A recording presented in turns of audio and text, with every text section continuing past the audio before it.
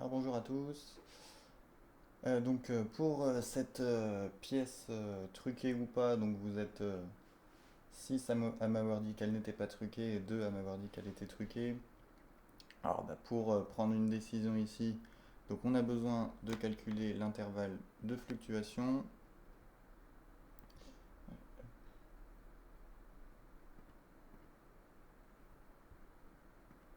Donc là on avait n égale à 125.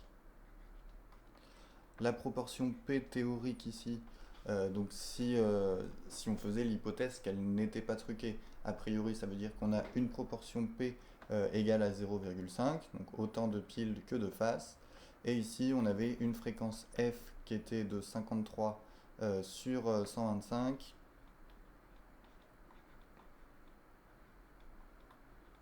ce qui nous donne 0,424.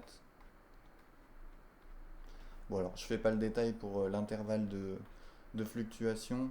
Euh, Enfin, je ne vais pas noter tous les calculs, il y a juste à appliquer la formule.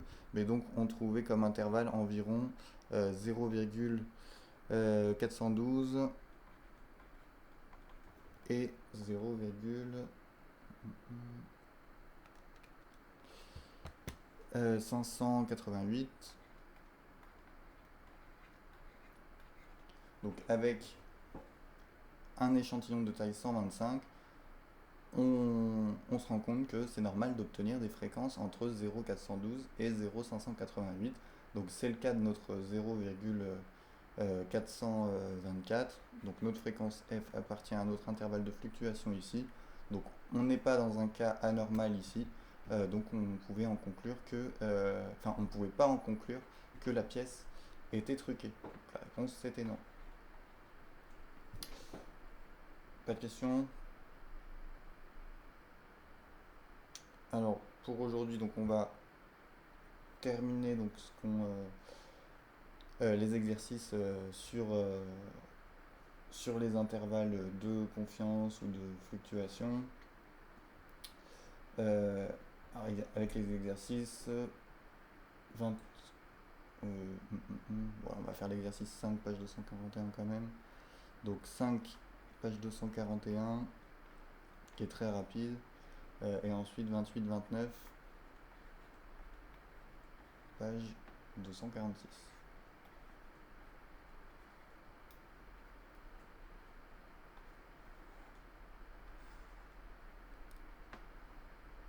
Donc l'exercice 5, page 241 pour commencer.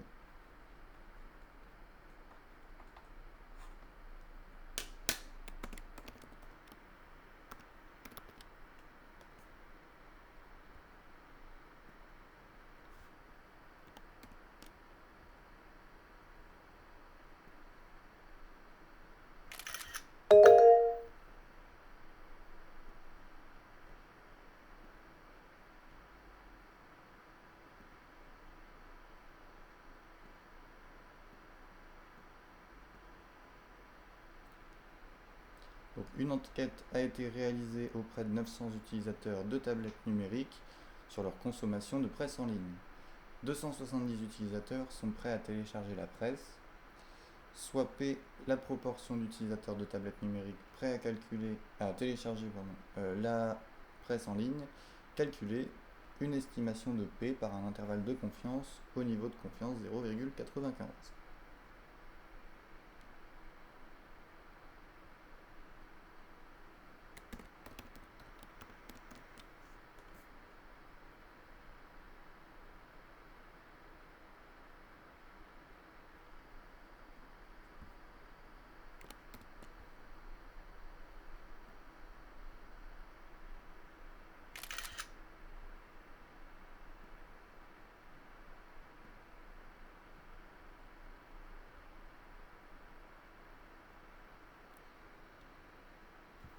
Je vous laisse 2 minutes pour le calculer.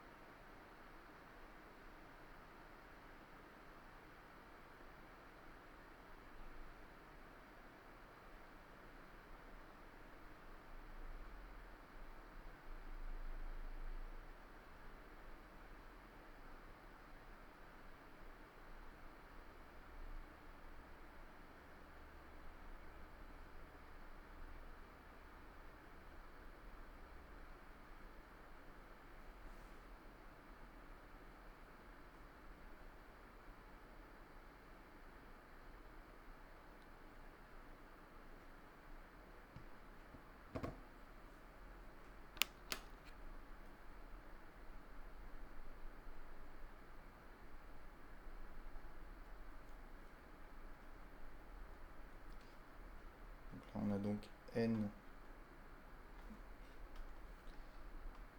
égale à 900, notre fréquence, donc on a 270 utilisateurs sur les 900 qui téléchargent la presse, donc 270 sur 900.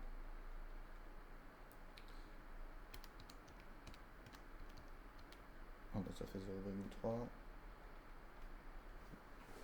Et donc on calcule notre intervalle.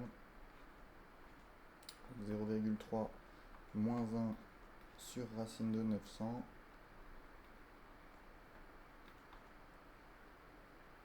et 0,3 plus 1 sur racine de 900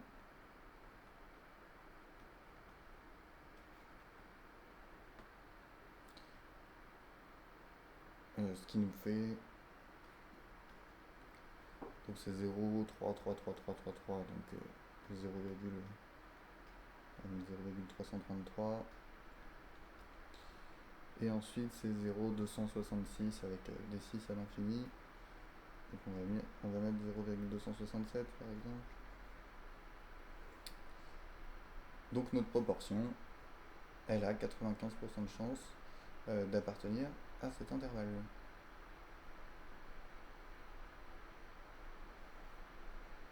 Alors, exercice 28 maintenant.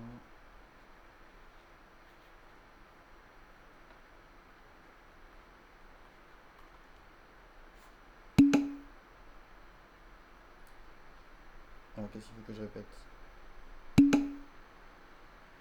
Et bien donc ça, cet intervalle là, c'est donc notre intervalle de confiance au niveau 0,95. Donc ça veut dire que la proportion P d'utilisateurs de tablettes numériques prêts à télécharger la presse, hein, qu'on ne connaît pas a priori parce qu'on n'a pas de données pour la calculer, on sait qu'elle a 95% de chance de se trouver dans cet intervalle. Oula, qu'est-ce que j'ai fait moi faut peut-être inverser là quand même les deux. J'ai confondu. Hop. Ouais, merci Mélanie. 267 ici. 333 de ce côté-là plutôt. Désolé. Donc voilà, un autre intervalle de confiance, on sait que il a, oui en fraction c'est bon.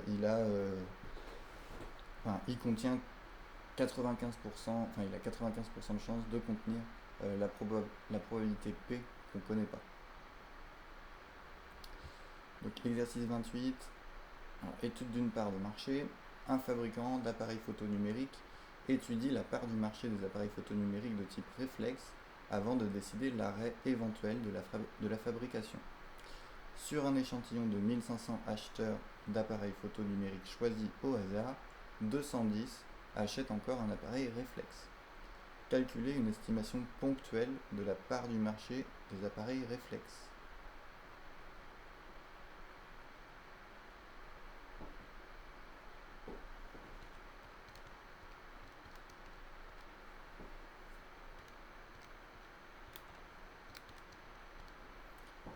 Oui, d'ailleurs, je vous rappelle qu'on était quand même censé vérifier les conditions d'application avant de calculer l'intervalle, mais bon, tant pis. Elles sont vérifiées, il n'y a pas de souci. 900 c'est bien plus grand que 30, et si on fait 900 fois 0,3, on trouvera largement plus que 5, et pareil avec 900 fois 0,7, donc c'est bon.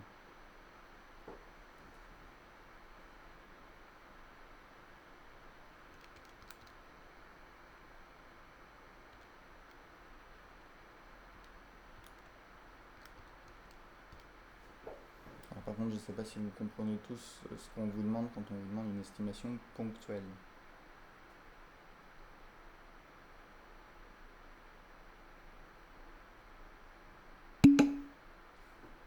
Ok. Alors, la différence, c'est que là, par exemple, pour l'exercice 5, on a obtenu un intervalle à la fin. Donc en fait, notre proportion P, elle a une infinité de valeurs possibles là. Elle va, la valeur, on sait qu'elle est quelque part dans l'intervalle. Donc on a fait une estimation, mais cette estimation, c'est plutôt une fourchette.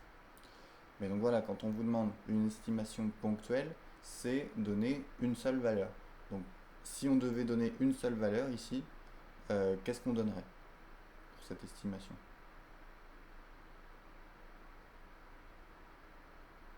Donc, l'intervalle de confiance, ce sera dans la question 2 qu'on le donnera. Mais dans la question 1, donc, il faut donner une seule valeur, qui serait a priori celle qu'on prendrait si on devait en prendre qu'une.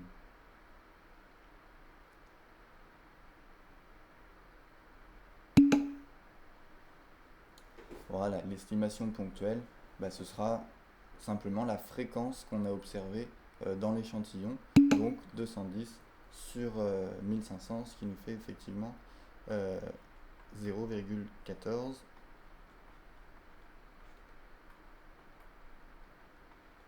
Quand on obtient une fréquence, a priori, si on devait donner une valeur pour la proportion P, ce serait cette fréquence-là. On n'a pas de raison d'en prendre une autre, même si on sait qu'il y a une fluctuation. C'est quand même la valeur qui est la plus significative ici. Mais donc question 2, donc déterminer cette fois-ci un intervalle de confiance, donc pas une estimation ponctuelle, mais une estimation un peu plus large, au niveau 0,95 toujours, de cette part de marché des appareils réflexes.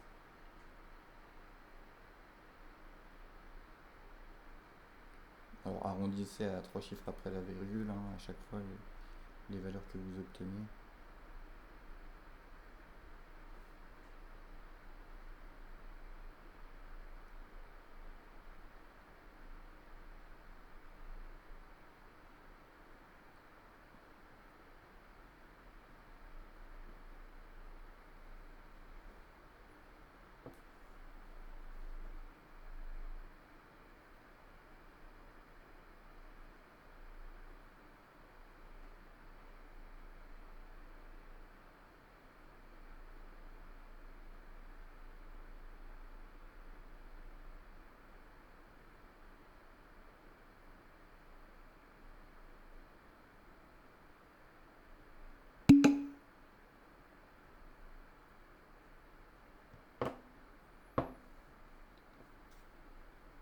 Ok. Alors attention à l'arrondi quand même pour le deuxième. C'est plutôt 0,166 plutôt que 0,165.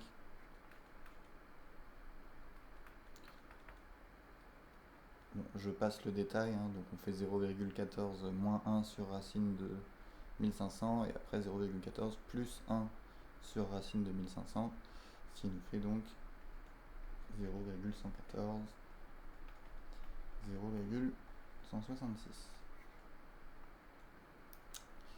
Ok.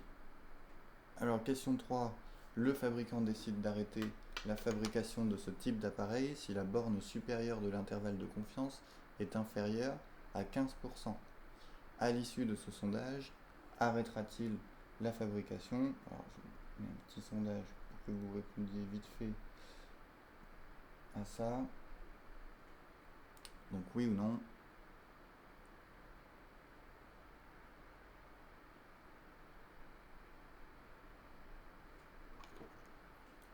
Là c'est assez... Il y a juste besoin de répondre, de comprendre la question. Et après la réponse est assez directe.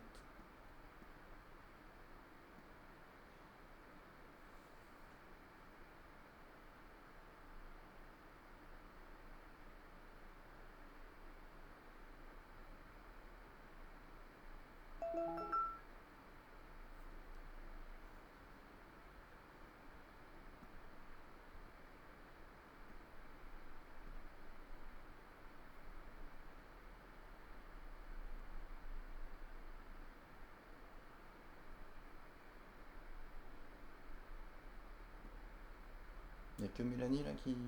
Ah, d'accord.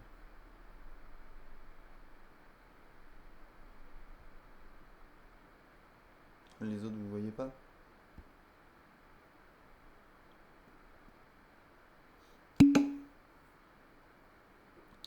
Alors, il va arrêter si la borne supérieure est inférieure à 15%.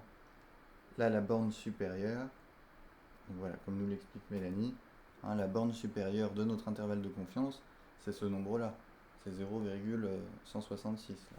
Donc 16,6%. Ce qui est bien, enfin, ce qui est supérieur pour l'instant à 15%. Donc c'est pas inférieur à 15%, donc non, il va pas arrêter la fabrication. Puisque donc là 0,166 c'est plus grand que 0,15. Donc en fait c'est simplement que notre fabricant là, il va décider d'arrêter la fabrication si la proportion P se retrouve inférieure à 15%, s'il est quasiment sûr que c'est inférieur à 15%. Mais là, d'après notre intervalle de confiance, bah, c'est possible que le P se retrouve plus grand que 0,15. Étant donné que c'est entre 0,114 et 0,166, c'est possible encore que ce soit plus grand que 0,15. Donc il ne va pas arrêter la fabrication pour l'instant. Par contre, si jamais il finit par obtenir un intervalle de fluctuation avec la borne supérieure plus petite que 0,15, bah, ça veut dire qu'il est, alors toujours avec un risque d'erreur de 5%, mais sinon il est sûr que la proportion P va être inférieure à 0,15. Donc bah, là, a priori, ce serait la limite pour laquelle il arrêterait la fabrication. Et enfin, donc exercice 29.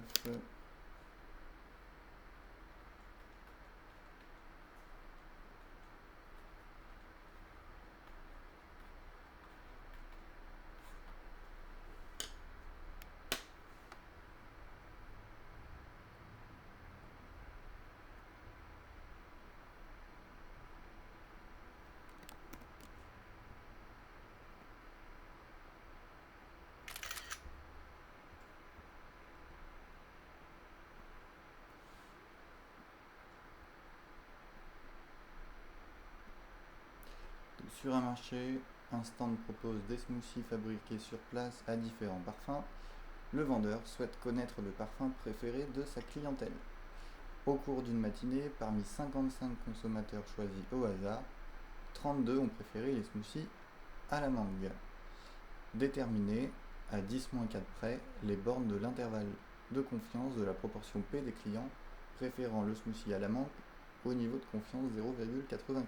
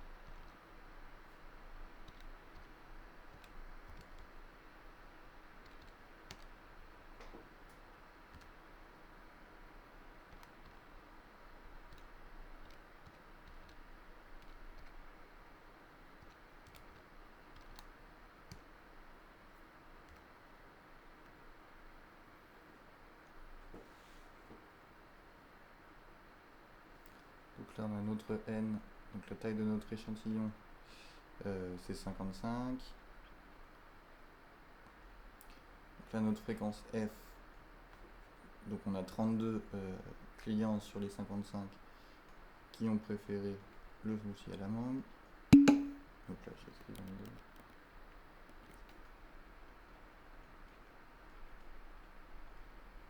Bon là les conditions d'utilisation sont vérifiées, pas de souci.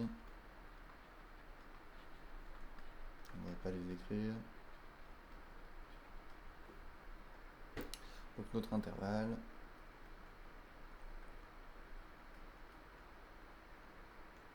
Donc on fait notre 32 sur 55 moins 1 divisé par racine de 55. Et après 32 sur 55 plus 1 sur racine de 55. Et donc oui, ça vous donne 0, alors attention parce qu'on vous demandait à 10 moins 4 près. Donc il faut 4 chiffres après la virgule. Donc pour le premier, ça vous donne 0, alors après, sauf que c'est un 9 à la fin qui s'arrondit au-dessus, donc ça veut dire que ça va devenir un 7 ici. Et donc ensuite 0,7167. Puisqu'on a un 5 après. Alors comme vous pouvez le voir, ça reste quand même très large. On est entre 45% et 72%. Donc pour étudier un marché comme ça, c'est quand même beaucoup trop large, c'est pas du tout assez précis. Donc la précision de cet intervalle ne satisfait pas le vendeur. Elle ne lui permet pas de prévoir correctement son stock de mangue. Il souhaite réduire l'amplitude de l'intervalle de moitié. Alors combien devra-t-il alors interroger de consommateurs ?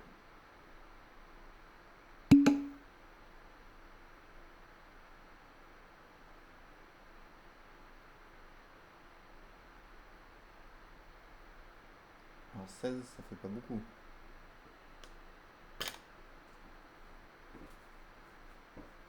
Là, si vous regardez, pour l'instant,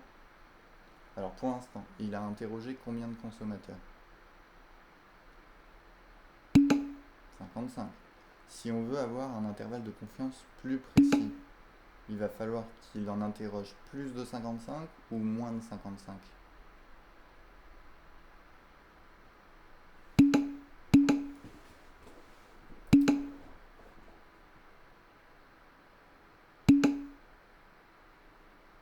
Ah bah Jamil, t'avais dit plus, maintenant tu dis moins parce que les autres disent moins.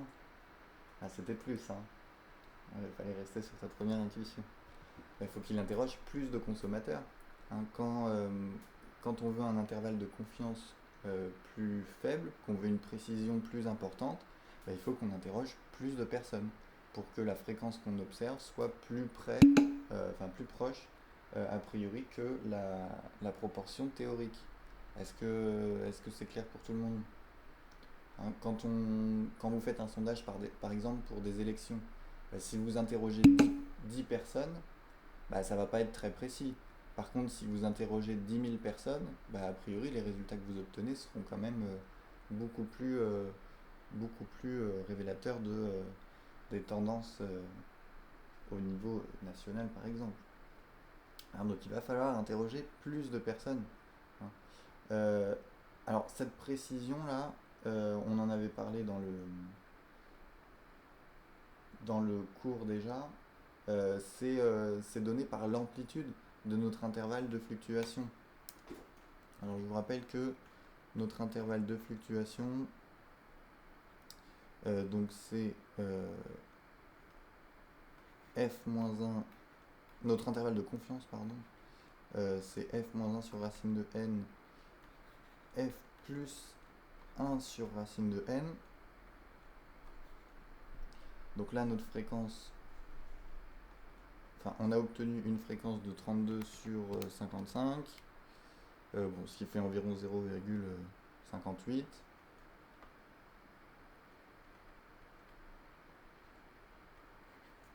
Et ce que nous dit notre intervalle de confiance, bah, c'est que la proportion P, elle n'est pas très loin du F, et donc elle va être entre 0,447 et 0,7167.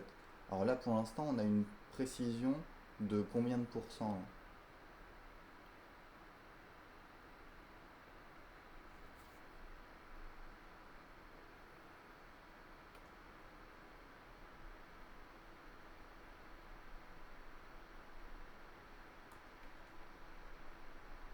Notre amplitude là de notre intervalle. Ok, 0,2697. Hein, donc on fait la différence entre les deux. Hein. on fait 0, enfin il nous faut la taille de notre intervalle, donc 0,167 moins 0,447 ici. Bon, je te fais confiance sur le résultat, donc 0,2697. Et donc on veut réduire cette amplitude de moitié. Donc nous on veut une amplitude.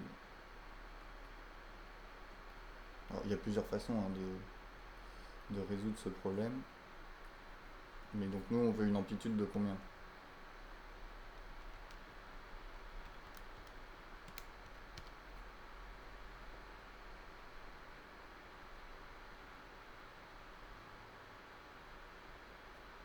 Bon, bah, la moitié de 0,2697. Hein. Voilà. Donc 1348. Je vais laisser le 5, le dernier 5 de côté. Mais donc, rappelez-moi combien vaut l'amplitude d'un intervalle de confiance dans tous les cas. Quelle formule est-ce que quelle petite formule je vous ai donnée?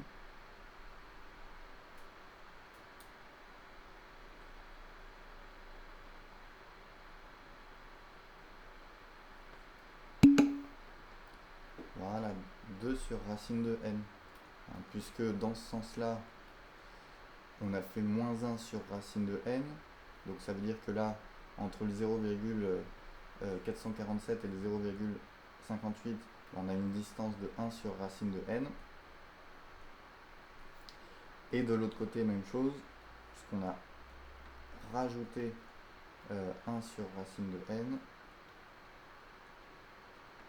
Donc on a 1 sur racine de n ici. Ce qui nous fait au total une amplitude dans tous les cas de 2 sur racine de n. Et donc c'est ce 2 sur racine de n qui va devoir être égal à 0,1348. Donc on peut résoudre une équation si on veut. Donc 2 sur racine de n, on veut que ce soit égal à 0,1348. Je vous laisse la résoudre.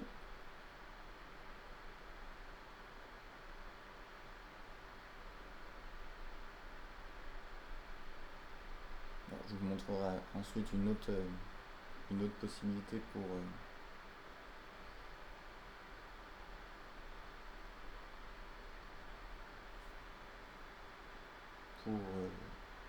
répondre à ce problème.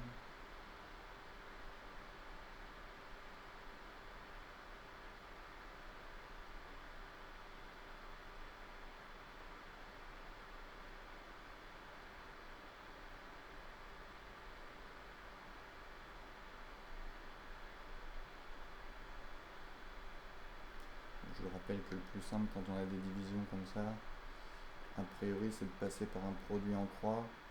Donc on sait que ça fois ça c'est égal à ça fois ça.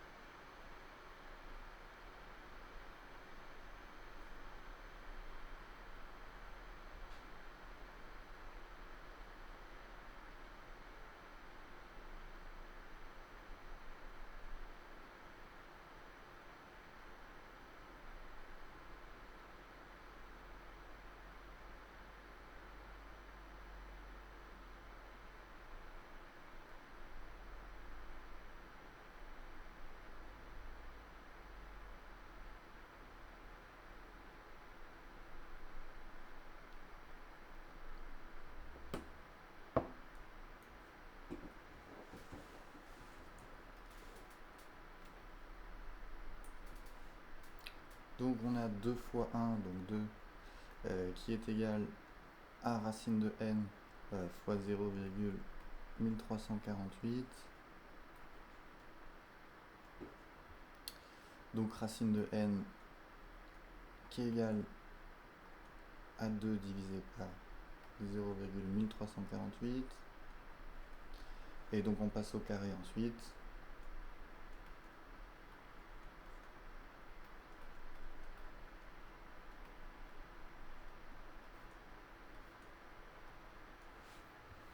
Alors, je sais pas comment ça fait.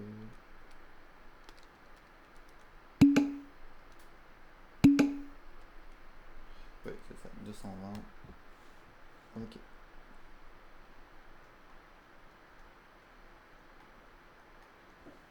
Donc, il va falloir interroger 220 personnes pour pouvoir faire ça. Alors, on se rend compte de quelque chose, c'est que on a voulu réduire l'amplitude de l'intervalle de moitié.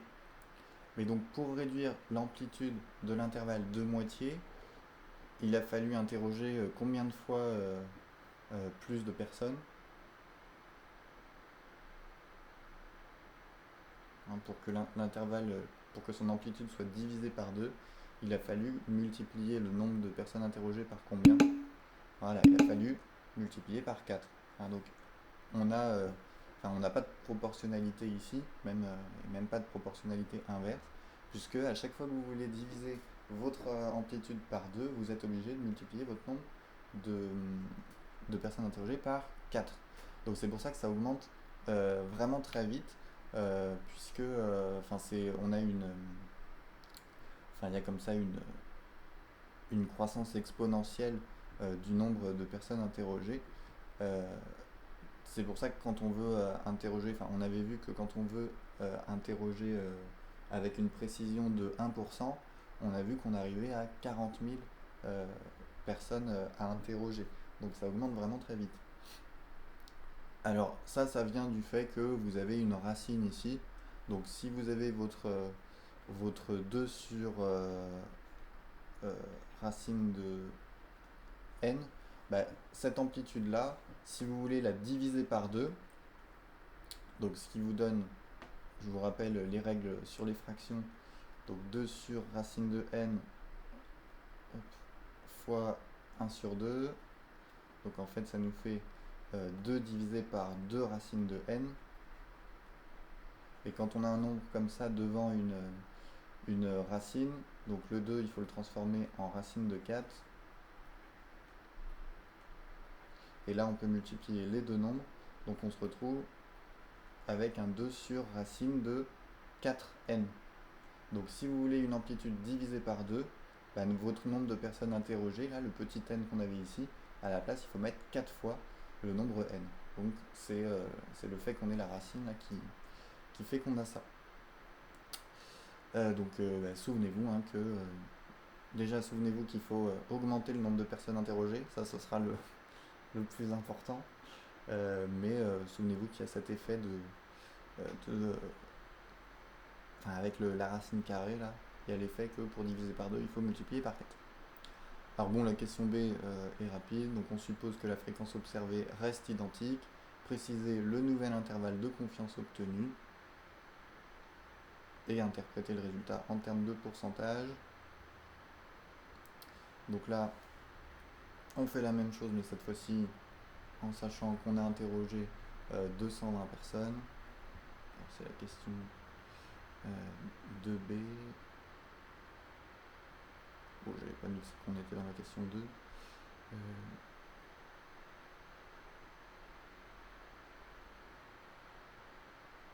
Bon, c'était par là qu'on a commencé la question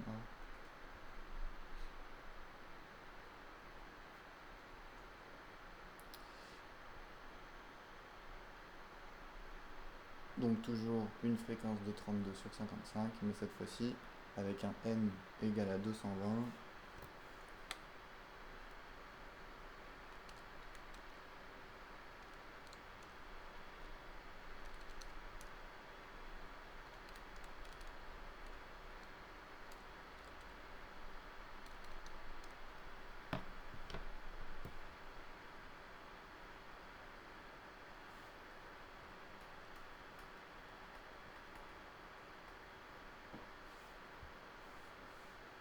Ce qui va nous donner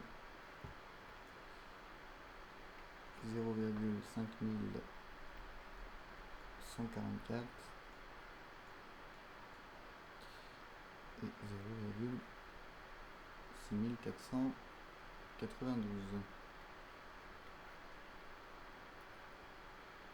Et là, si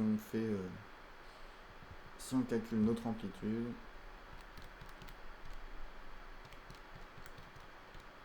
on a bien une amplitude de 0,148. Donc on a bien divisé par 2. Alors comment est-ce qu'on interprète cet intervalle en termes de pourcentage?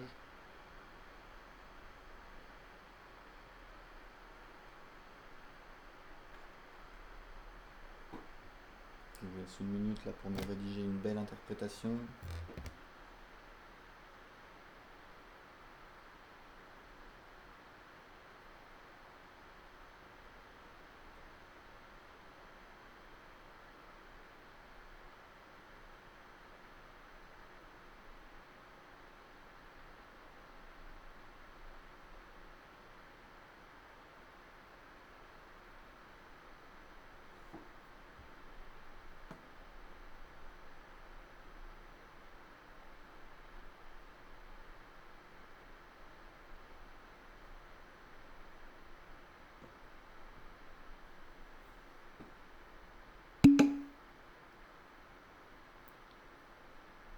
Ce résultat, 0,5144, 0,6492, comment est-ce qu'on l'interprète?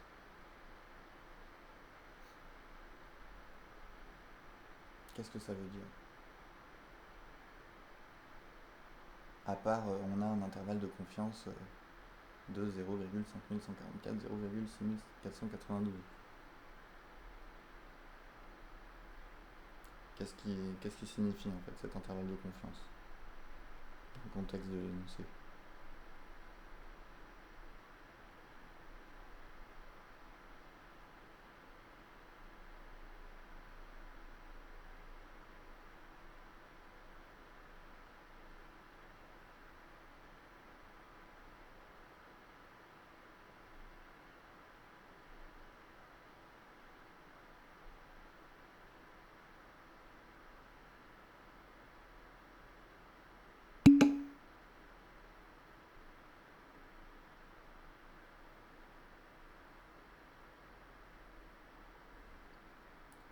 Alors on ne sait pas s'il a besoin d'augmenter son stock ou pas, hein. Lui il avait juste besoin d'avoir une bonne estimation du nombre de gens qui prenaient le goût smoothie à la mangue pour gérer son stock, mais après on savait pas, on n'avait pas plus de détails. Mais donc effectivement, on a entre 50 et 60% des gens qui prendront à la mangue, enfin entre 0,51 et 0,65. Mais il y a quand même cette histoire de 95% là. Donc c'est la proportion de clients qui choisiront à la mangue.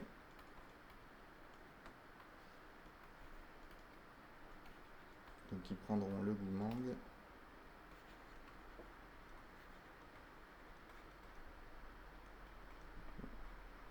J'abrège un petit peu. Donc cette proportion, elle a 95% de chance d'être entre là et là.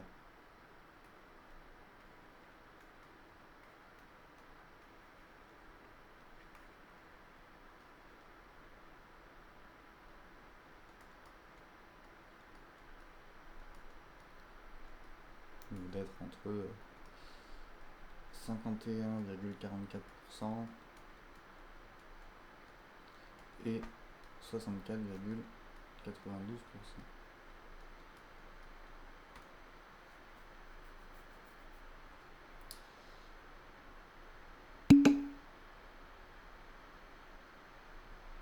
Alors, bonne question, hein, mais je sais pas, a priori, il faut qu'on attende cet après-midi pour avoir les annonces du Premier ministre, donc pour savoir si le lycée rouvrira ou pas.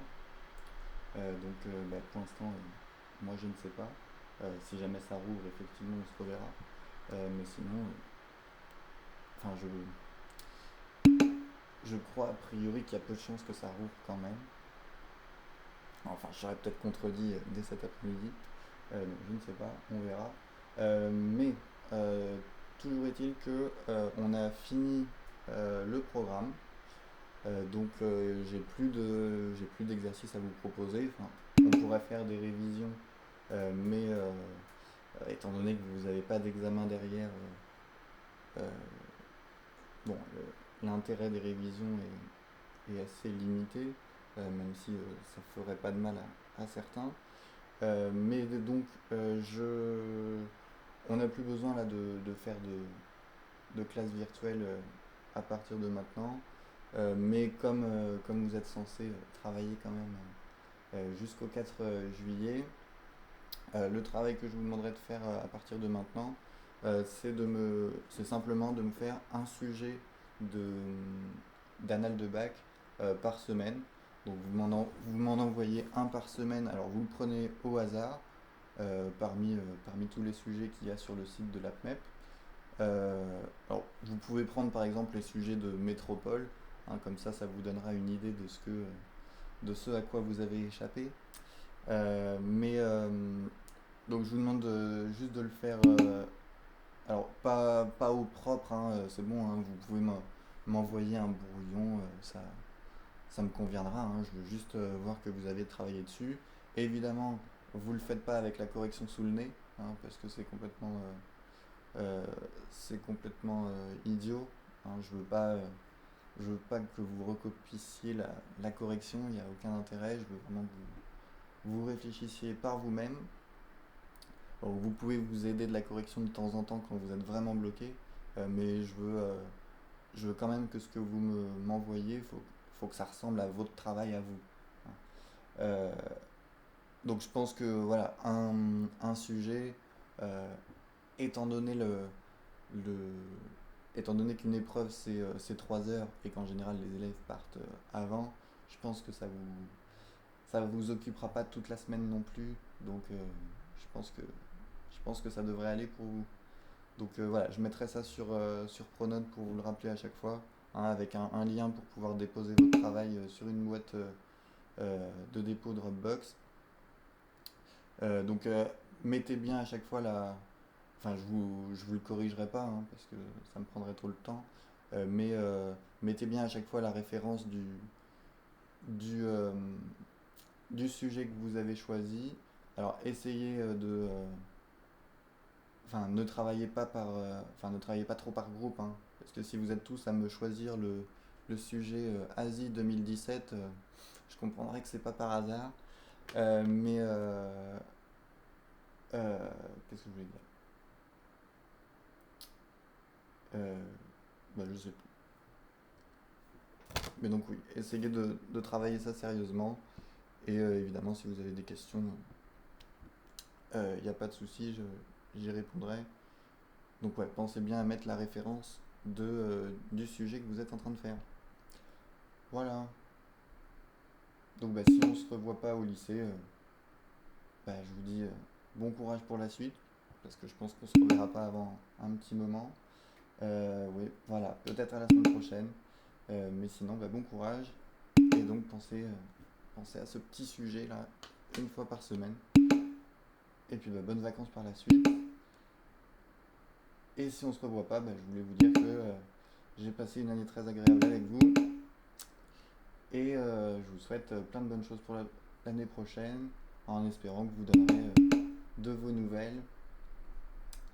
Voilà, à plus tard.